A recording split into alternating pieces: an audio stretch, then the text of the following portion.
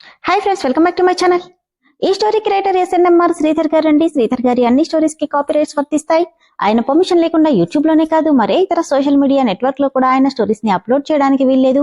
దయచేసి అలా చేయకండి ఫ్రెండ్స్. అలా చేస్తే లీగల్ గా చాలా ప్రాబ్లమ్స్ ఫేస్ చేయాల్సి వస్తుంది. అలానే ఈ స్టోరీస్ చదువుతున్న వాళ్ళైనా వింటున్న వాళ్ళైనా మీరు మరే ఛానల్లోనైనా శ్రీధర్ గారి స్టోరీస్ ని చూసినట్లయితే వెంటనే నాకు కామెంట్ బాక్స్ లో మెసేజ్ చేయండి. ఇది పూర్తిగా శ్రీధర్ గారి ఛానల్ అండి. కేవలం ఆయన స్టోరీస్ మాత్రమే ఇందులో ఉంటాయి. కానీ కొంతమంది పేర్లు మార్చి వేరే ఛానల్స్ లో ఆయన స్టోరీస్ ని అప్లోడ్ చేస్తున్నారు. మీరు కానీ అలా చూసినట్లయితే నాకు వెంటనే మెసేజ్ చేయండి. ఇక లేట్ చేయకుండా వీడియోలోకి వెళ్ళిపోదాం ఫ్రెండ్స్. ఎస్ఎన్ఎంఆర్ శ్రీధర్ గారు రాసినటువంటి మనోభిరాముడు 39వ భాగం.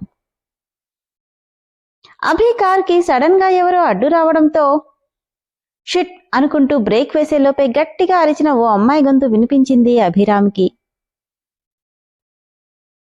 కానీ ఎగ్జాక్ట్ గా కారు ఆ అమ్మాయికి డాష్ ఇవ్వకుండా ఇంచు దూరంలో ఆపేశాడు అభిరామ్. అప్పటికే ఫ్రస్ట్రేషన్ పీక్స్ లో ఉండడంతో కోపంగా కిందకి దిగి, ఏయ్ నీకసలు బుద్ధుందా, రోడ్డుకి అడ్డంగా వచ్చావు అని తిడుతుంటే కారు ఎక్కడ తన మీదకొచ్చేసిందోనని గట్టిగా చేతులతో ముఖం కప్పుకున్న అమ్మాయి నెమ్మదిగా చేతులు అడ్డం తీసి, అభి వావ్ ఎన్ని రోజులైంది నిన్ను చూసి అని ఎగ్జైట్ అవుతుంటే, ప్రియా నువ్వేంటిక్కడ, అది కూడా ఈ టైంలో అని అడిగాడు అభిరామ్. గట్టిగా అతన్ని హక్ చేసుకుని, మార్నింగే వచ్చాను. బెంగళూరు ఓ లుక్కేసి వస్తుంటే కార్ ట్రబుల్ ఇచ్చింది. ప్లీజ్ అభి నన్ను డ్రాప్ చేయవా అని రిక్వెస్ట్ చేసింది. విసుగ్గా తనని పక్కకి జరిపేసి ఇంట్రెస్ట్ లేకపోయినా ఆ టైంలో తనని ఒంటరిగా వదిలేయడం ఇష్టం లేక, ఓకే కమ్ అంటూ కారులో కూర్చున్నాడు అభి. థ్యాంక్స్ అభి అంటూ తన పక్కనే కూర్చుంది. డ్రైవ్ చేస్తూ, ఈ టైంలో బైక్ తిరగకపోతే ఏంటి ప్రియా అని అడిగాడు. తన భుజం మీద తల వాల్చుతూ, ఇలా రాబట్టే కదా మళ్ళీ నిన్ను చూశాను. తనని జరిపేస్తూనే చిరాగ్గా డ్రైవ్ చేస్తున్నాడు అభిరామ్. పేసేంటి అలా పెట్టావు, సార్ బాగా డిస్టర్బ్ గా ఉన్నట్టున్నారు, ఎక్కడికైనా వెళ్దామా అలా లాంగ్ డ్రైవ్ కి అని ప్రియ అడిగితే నాట్ ఇంట్రెస్టెడ్ అనేశాడు. ఏ నా మీద ఇష్టం తగ్గిపోయిందా డియర్ అంటూ ముద్దు పెట్టుకోబోయింది. Priya please don't irritate me అంటూ తోసేశాడు.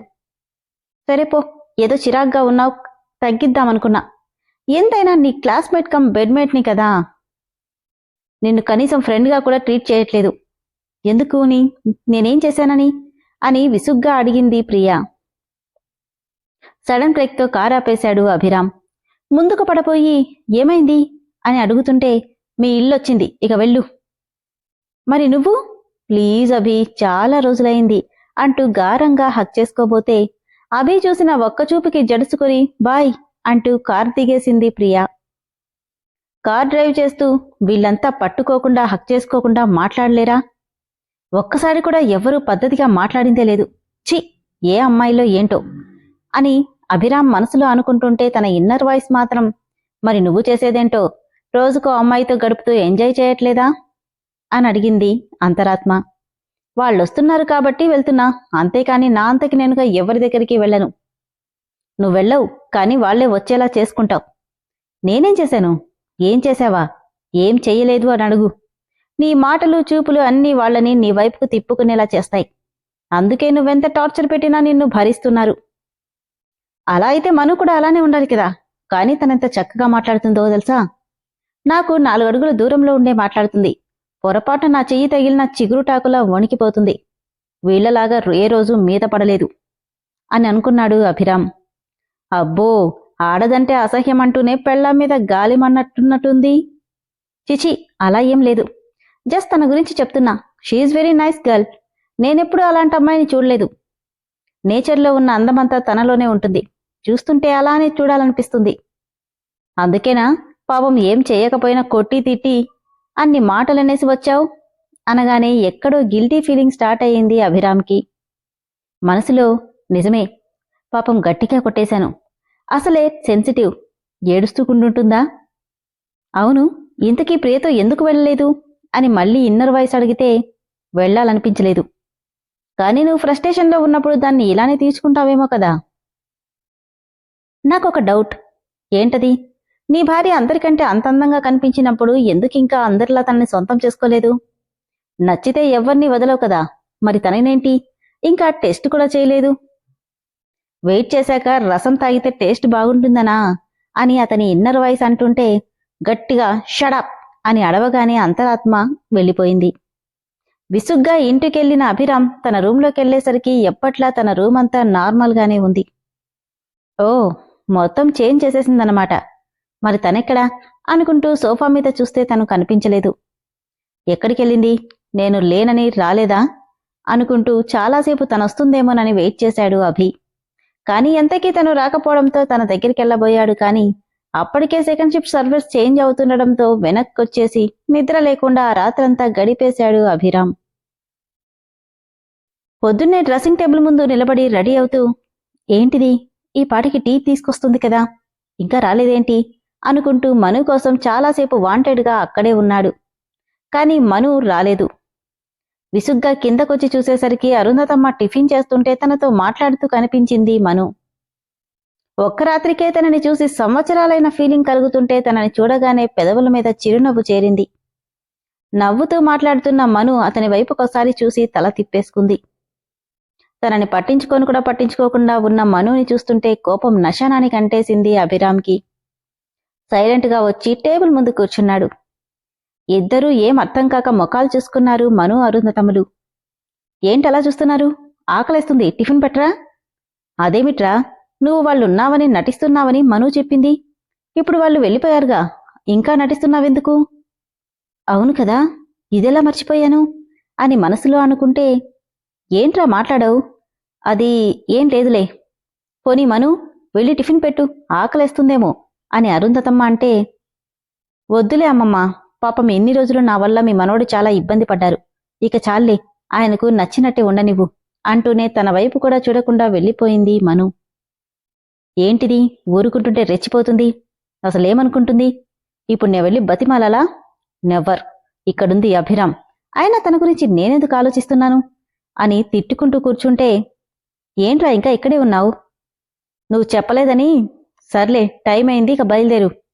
ఈ ముసల్దానికి మనవడు తినలేదన్న ధ్యాస కూడా లేదు, ఓ పో అంటుంది అని తిట్టుకుంటూ వెళ్ళాడు అభిరామ్. అరుంధతమ్మ మాత్రం, నాకు తెలుసురా, నీ చూపంతా నీ పెళ్ళాం మీదే ఉంది, దాన్ని అన్ని మాటలందుకు నీకీ మాత్రం అవ్వాల్సిందే అనుకుంది. వారం రోజుల నుండి పెళ్ళానికి బాగా అలవాటు పడిపోయావురా, నీకు అర్థం కావట్లేదు. ఇప్పుడెలా ఉంటావో ఉండు, దగ్గరికెళ్తావో వెళ్ళు, నేను చూస్తా అని నవ్వుకుంది అరుంధతమ్మ.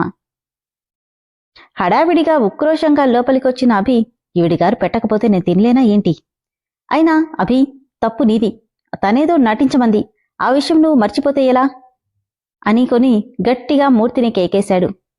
వస్తున్నా సార్ అంటూ క్షణంలో ప్రత్యక్షమయ్యాడు మూర్తి.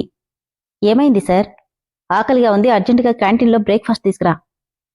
కానీ సార్, మీరు ఈ మధ్య ఆఫీస్లో ఏమీ తీసుకోవట్లేదు కదా. సీరియస్గా ఓ లుక్ ఇవ్వగానే, ఓకే సార్, ఇప్పుడే తెస్తానంటూ వెళ్లి 2 నిమిషాల్లో బ్రేక్ఫాస్ట్ విత్ గ్రీన్ టీతో వచ్చాడు మూర్తి. స్పూన్తో కొద్దిగా నోట్లో పెట్టుకోగానే థూ అంటూ ఊసేసి, ఏంటిలా ఉంది. ఏమైంది సార్, ఇది మన ఆఫీస్లోనేనా. అవును సార్, ఇంత చెత్తగా ఉందేంటి, ఎంప్లాయీస్ ఎలా తింటున్నారు, అసలు క్వాలిటీ మెయింటైన్ చేస్తున్నారా లేదా.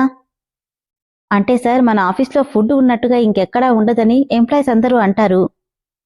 అయితే వాళ్ళింట్లో ఇంతకంటే చండాలంగా చేస్తున్నారేమో అనుకుని టీ తాగడు.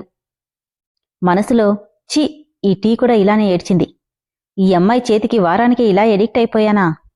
చచ, అలాంటిదేం లేదులే, గ్యాప్ తర్వాత తాగడం వల్ల అలా అనిపిస్తుంది అంతే అని తనకి తనే సర్ది చెప్పుకుంటే, ఏమైంది సార్, ఇది కూడా బాలేదా. పర్వాలేదులే, ఏదో అలా ఉంది అంటూ కంప్లీట్ చేశాడు. ఏంటి సార్, ఈరోజు ఇంత ఫ్రస్ట్రేట్గా ఉన్నారు, సైలెంట్గా ఉంటే బెటర్ అనుకుని అక్కడి నుండి మెల్లిగా జారుకున్నాడు మూర్తి. ఆ రోజంతా అభికి అలానే గడిచింది. ఏదో తినాలని ఆఫీస్లో తినేశాడు, కానీ అసలు నచ్చలేదు. ఇంటికొచ్చిన కళ్ళన్నీ మనునే వెతుకుతున్నాయి, కానీ మను మాత్రం ఎక్కడా కనపడలేదు. ఫ్రెష్ అయి వచ్చినా కూడా అదే పరిస్థితి. కిందకొచ్చి ఎక్కడికెళ్ళిందా అనుకుంటూ చుట్టూ చూస్తుంటే అప్పుడే గార్డెన్ నుండి లోపలికొస్తూ కనబడింది మనస్విని. తనని చూసి కూడా చూడనట్టే వెళ్ళిపోతుంటే తనని నిర్లక్ష్యం చేయడం అస్సలు సహించలేకపోతున్నాడు. దాంతో కోపంగా తన ఎదురుగా వెళ్ళాడు. సడన్గా అట్టొచ్చిన అభిని చూసి తలోంచుకొని సైలెంట్గా వెళ్లబోయింది. ఏంటి, వచ్చినా పట్టించుకోకుండా వెళ్ళిపోతున్నావు, తమాషాగా ఉందా అని కోపంగా అడిగాడు. నేనేం చేశానండి, ఏం చేయకుండానే నన్ను నీ చుట్టూ తిప్పుకుంటున్నావు కదా. నేనా, తడబడుతూ, అంటే అదే, నాకు అర్జెంటుగా టీ కావాలి, అని చెప్పి తన మీద ఉక్రోషం క్షణక్షణానికి పెరిగిపోతుంటే ఎలా చూపించాలో తెలియక అక్కడి నుండి వెళ్ళిపోయాడు అభిరామ్. ఇంతలో సర్ టీ అంటూ వచ్చింది గౌరీ. నువ్వొచ్చావేంటి? మీ మేడం ఏం చేస్తుంది? అది సార్ మేడం తనని పిలుస్తున్నానని చెప్పు. మరి టీ? గెట్ లాస్ట్ అని గట్టిగా అరవగానే వెళ్ళిపోయింది గౌరీ. మేడం, సార్ మిమ్మల్ని పిలుస్తున్నారు, బాగా కోపంగా ఉన్నారు, జాగ్రత్త అని చెప్పి గౌరీ వెళ్ళిపోతే అభి దగ్గరికెళ్లబోయి తన మాటలు గుర్తొచ్చి అక్కడే ఆగి, పిలిచారంట అని డోర్ దగ్గర నుండే పిలిచింది. అక్కడే ఆగిపోయావేంటి అని అడిగాడు అభి. అది మా వాళ్ళు వెళ్ళిపోయారు కదా, అందుకని. చెప్పండి, ఎందుకు పిలిచారు? దగ్గరికొస్తూ నన్నెందుకు నెగ్లెక్ట్ చేస్తున్నావు? నేనా అని అయోమయంగా అడిగితే ఆమె చెయ్యి పట్టుకుని దగ్గరికి లాక్కొని, నటించకు, నేనొస్తే పక్క నుండి వెళ్ళిపోతున్నావు, కనీసం తిన్నావా అని కూడా అడగట్లేదు, నిన్నడిగితే పని వాళ్ళతో పంపిస్తున్నావు, నైట్ టైం నిద్రపోవడానికి కూడా రావట్లేదు, తమాషాగా ఉందా? అదేంటండి, మీరే అన్నారు నా మొహం చూడ్డం కూడా ఇష్టం లేదని, నా నీడ కూడా మీ మీద పడకూడదని, మర్చిపోయినట్టున్నారు అని కంటి నిండా నీళ్లతో అడుగుతుంటే నెమ్మదిగా తన చేతులు వదిలేశాడు అభిరామ్. ఏదో మీ నానమ్మ కోసం నన్ను పెళ్లి చేసుకుని నాకు చాలా సాయం చేశారు, ఎప్పటికీ దాన్ని మర్చిపోలేను, నీకిష్టం లేని పనులు చేసి ఇంకెప్పుడు మిమ్మల్ని విసిగించను, క్షమించండి అని చెప్పి అక్కడి నుండి వెళ్ళిపోయింది. ఛీ, అయినా నేను దాన్నిలా బతిమలాడమేంటి? ఎడాగోలా ఏడవని నాకెందుకు అనుకుని ల్యాప్టాప్ ఓపెన్ చేశాడు. ఎంత ట్రై చేసినా వర్క్ మీద మైండ్ వెళ్లట్లేదు.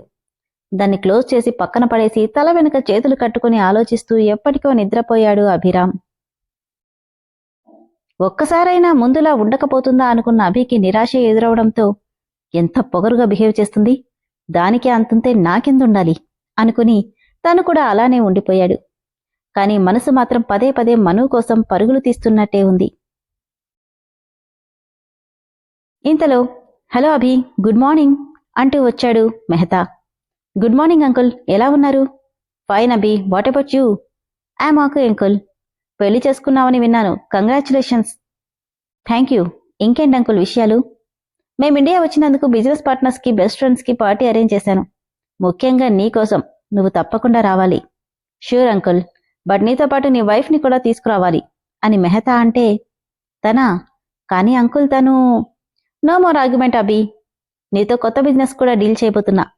చాలా మందికి నీ వైఫ్ ఎవరో కూడా ఇంట్రడ్యూస్ చేసినట్టుంది, మీ ఆంటీ కూడా అడిగారు, సో కాదనకు.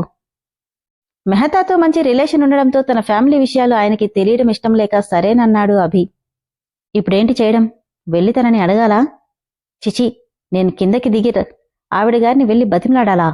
ఇంపాసిబుల్. కానీ ఈ విషయం తనకెలా చెప్పాలి అని ఆలోచిస్తుంటే ఇంతలో, ఈ ఫైల్ కొంచెం క్లియర్ చేయాలి సార్ అంటూ వచ్చాడు మూర్తి. అభి ఏదో ఆలోచిస్తుండడం చూసి, సార్ ఏమైంది అంతలా ఆలోచిస్తున్నారు? ఏం లేదులే కాని మూర్తి, నీ పెళ్ళై ఎన్ని రోజులైంది? 15 years అయింది సార్, ఎందుకలా అడుగుతున్నారు? ఏం లేదులే కాని అదేంటంటే. అడగండి సార్. అదే మూర్తి, మీ ఆవిడ ఎప్పుడైనా నీ మీద అలిగిందా? ఎప్పుడైనా కాదు సార్, ఎప్పుడూ అలుగుతుంది. మరప్పుడేం చేస్తావు? ఏముంది సార్, తనకి నచ్చినవి కొలిసి తీసుకొస్తే సరిపోతుంది, దెబ్బకి కూల్ అయిపోతుంది. నిజంగానా? ఏంటి సార్ ఇలా అడుగుతున్నారు? కొంపతీసి మేడం గారు మీ మీద అలిగారా? చచా, అదేం లేదులే, ఊరికే అడిగాను. మీరు చెప్పకపోయినా తెలుస్తుందిలేండి. అయినా ఈ పెళ్ళాలందరూ ఇలానే ఉంటారా మూర్తి? మ్యాక్సిమం ఇలానే ఉంటారు సార్. వాళ్లకు కావాల్సింది జరగకపోతే వాళ్లకున్న ఒకే ఒక అస్త్రం ఫుడ్డు, బెడ్డు రెండూ క్లోజ్ చేస్తారు. ఫుడ్ అయినా బయట చేయొచ్చు కానీ రెండో దానికోసం అని మూర్తి ఏదో అనబోతుంటే పళ్ళు పిగబట్టి ఇక చాలు అన్నాడు. అదే సార్, జస్ట్ చెప్తున్నాను. అప్పటికే వర్కౌట్ అవ్వకపోతే ఏం చేయాలి? మేడం గారు మీ మీద బాగా అలిగినట్టున్నారు, దానికి మీరు పని చేయండి సార్. ఏంటది? ఎవ్వరూ చూడకుండా మేడం కాళ్ళు పట్టేసుకోండి అనగానే అభి ఫింగర్స్ అన్నీ మూర్తి చంప మీదున్నాయి. సార్, ఏంటిలా కొట్టేశారు? కొట్టాలా చంపాలా? నేను తన కాళ్ళు పట్టుకోవాలా?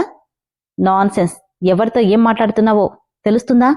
పో ఇక్కడి నుండి అని గట్టిగా అరిచాడు అభిరామ్. తప్పేముంది సార్, శ్రీకృష్ణుడికే తప్పలేదు ఆడదానికి కాళ్ళు పట్టుకోవడం, మనమెంత? మూర్తి, నువ్విక్కడి నుండి వెళ్ళు, లేదంటే నా చేతిలో చస్తావు. ఓకే సార్ అని వెళ్తూ, సార్ అంటూ మళ్ళీ వచ్చాడు. ఏంటి, పేరుకు తగినట్టు మీది కూడా శ్రీకృష్ణుడి జాతకమే సార్. చుట్టూ అమ్మాయిలే ఉంటారు, కానీ పాపం ఎవ్వరూ మీకు ఎదురు చెప్పిందే లేదు. కానీ మేడం గారు మాత్రం మిమ్మల్ని బాగా డిస్టర్బ్ చేస్తున్నట్టున్నారు అంటూ నవ్వుతుంటే, కొట్టానంటే పళ్ళు రాలిపోతాయి, పోయిక నుండి అనగానే అమ్మో అంటూ భయపడి వెళ్ళిపోయాడు మూర్తి. అబ్బా ఇప్పుడేం చెయ్యాలి, ఛ ఇలా ఇరుక్కున్నానేంటి అని తనలో తనే ఫ్రస్ట్రేట్ అవుతున్నాడు అభిరామ్. విన్నారు కదా ఫ్రెండ్స్, మెహతా వాళ్ళు పార్టీకి ఇన్వైట్ చేశారు, అది కూడా భార్యతో కలిసి. వాళ్లతో మంచి అనుబంధం ఉండడంతో దాని నుండి తప్పించుకోలేడు.